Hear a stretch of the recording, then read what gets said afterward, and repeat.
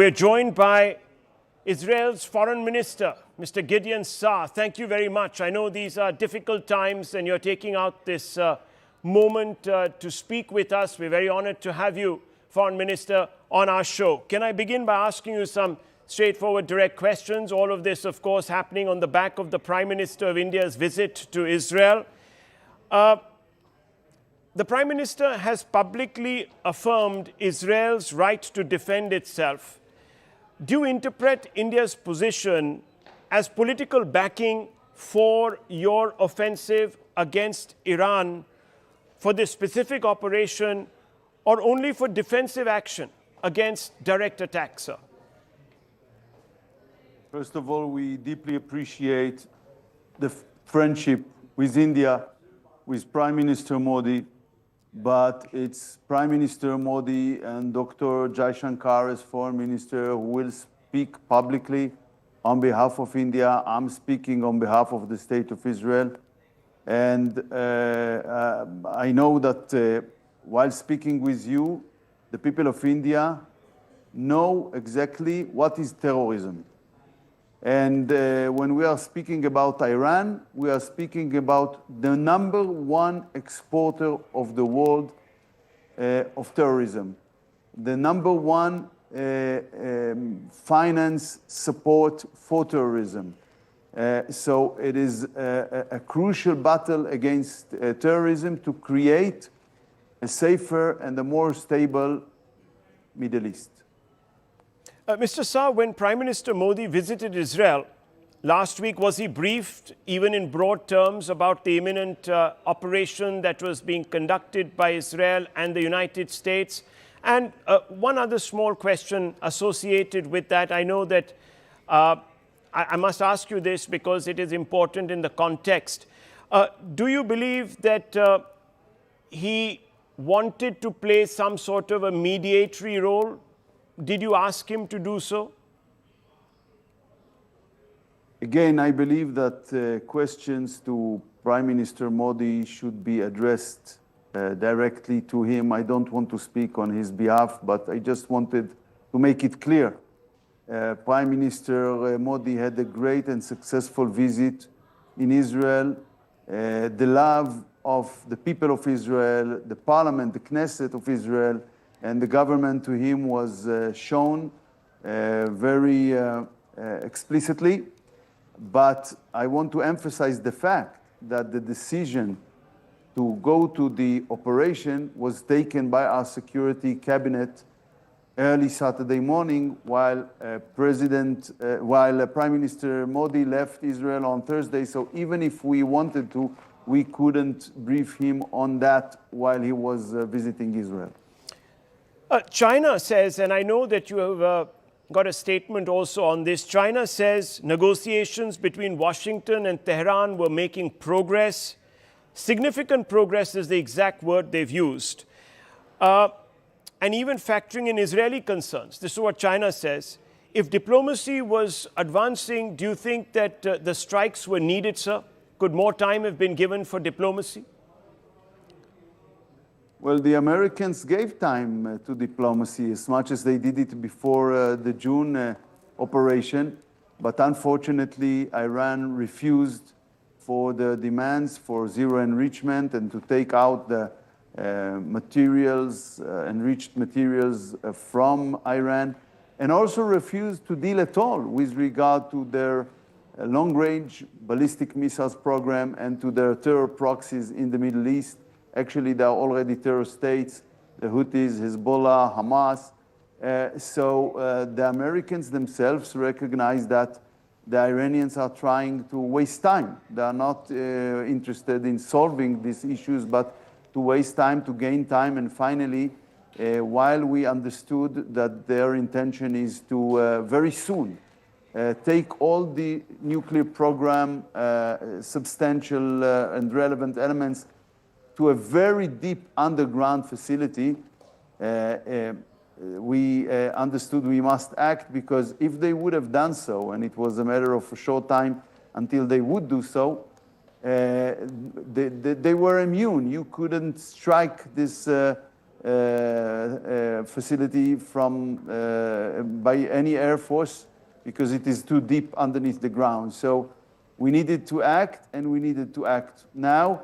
Of course, if we could have achieved things by diplomacy, the Americans always preferred that, but unfortunately, the Iranians were not a good partner for that.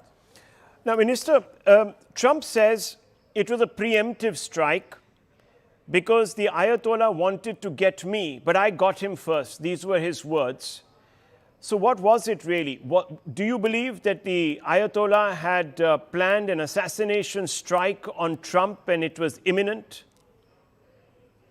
First of all, there was an attempt by Iran to assassinate President Trump in the past, as you know. And secondly, in terms of preemptive, I also deal with what they intended to do. Because if they would have got nuclear weapons, they would clearly feel immune, and they would feel they can do everything without a proper retaliation from the international community. And that was too bad, because as you see now in the Gulf states, you see that they already attacked some 8 countries which hadn't done anything to them, including Qatar and the Emirates and the Saudis and so on. And also Cyprus was hit, I don't know if by Iran itself or by their proxy, the Hezbollah. But eventually, Iran is dangerous to all its neighbors in the Middle East. And as we saw last January, they are also very dangerous to the Iranian people themselves, which they butchered by thousands and thousands and thousands when they try to protest there. So it is a very dangerous regime. This regime should change for the benefit and for the stability and peace of the Middle East and much beyond the Middle East. A top newspaper has come out and said that you were able to wipe out the Ayatollah and his inner circle in one go because you were actually tracking traffic cameras. You had somehow managed to get into the traffic cameras so you knew exactly where he was. Can you confirm that? Was that exactly how this happened? No, sorry, I will not refer to that, and I will not refer to anything right or wrong, which is operational. We have a good intelligence and good Air Force. This is something that I can confirm. Well, it was excellent intelligence because you managed to take him out and most of the leadership. So, well, congratulations, because that was your... I want to make it clear, everyone who is ordering attacks against Israel, terror against Israel, and in the case of this regime, they prepare the elimination of Israel, will not be safe anywhere, because we will not wait until they will do what they plan to do. We will get them first. Well, that was an audacious strike, no doubt. That was, of course, your objective. Is Israel's objective capability degradation, or is it regime change, sir? I want to explain that. Our wish, our goal is to remove for the long run, for a long term, not for a few months or a year, the existential threats from Iran. But we realize, and we learned it, that it is probably impossible to achieve it with the current regime in Iran. And we don't want to go to a new war every year. So this is why it is probably essential to have a regime change in Iran. This regime change can happen during the campaign, or it can happen after the campaign. But the most important thing is to create the conditions for the people of Iran, which we saw how they fought bravely for their freedom. And it is true, we cannot do it. The Iranian people would do it. But also it is true that without an external help, the Iranian people will not be able to do it. They will simply be butchered, as we saw in the recent past and in other cases in the past. Well, you fought a war with Iran last year, and that ended in 12 days. The regime stayed on in place, and it also, as you know, and you've just said yourself, was managed to put down the protests against it. So I want to ask you, can there be regime change without boots on the ground, sir? It's a good question. Eventually, in the previous war last June, our goal was not a regime change. It was limited then on June to significantly harm their nuclear program and the ballistic missiles program, and we were successful with the objectives we put to ourselves. Now it is different, since we saw that even what happened in June is not changing anything with regard to the path that this regime is going, the elimination of Israel, and the means to do that by terror proxies, nuclear weapons, and long-range ballistic missiles. So now the objective is different. Whether it is possible without boots on the ground, it's a very good question, but I believe the boots on the ground should be first the boots of the Iranian people themselves. They should take their future in their hands and meet this opportunity we are now creating for them. We will do our utmost to create the conditions for this will, which we recognize is very strong among the Iranian people, with our American allies. So who governs a fractured Iran? Let's assume that this regime is very weakened and there is the potential of the people rising up and overthrowing this weak regime.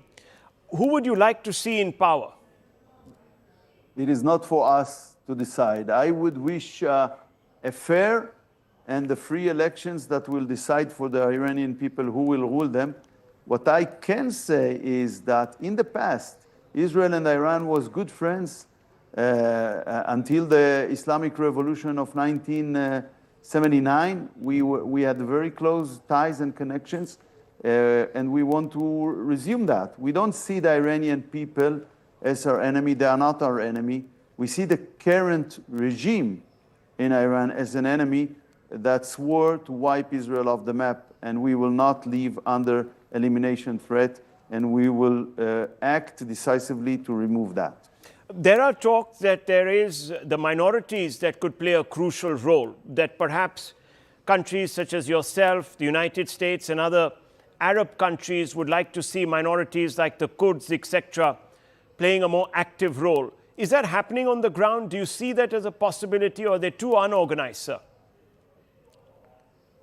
We will see that in the next days and weeks. I don't want to speculate about it, and I even don't want to elaborate, but I believe that we will see what's going on in Iran in the next days and weeks, whether the people of Iran want to meet this huge opportunity to change path and to move from this tyrant regime who made their life miserable during the last 5 decades. Did Saudi Arabia privately encourage or coordinate this strike? Was there prior strategic clearance from Riyadh? There's a lot of talk about this.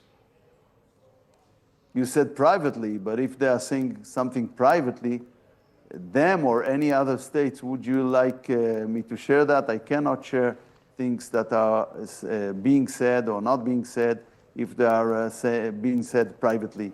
What I can say now is that we see a huge rage in Arab Gulf states who were attacked by Iran without any provocation, and they are furious, and rightly so, because this regime attacked them with no reason.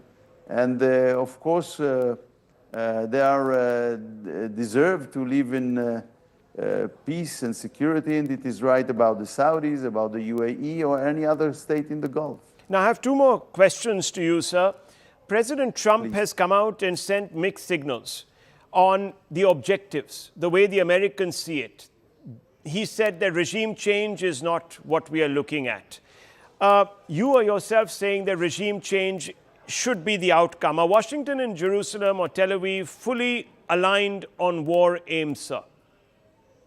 Yeah, first of all, I said that for us, the objective itself is to make sure Iran will not put an existential threat to Israel for the long run.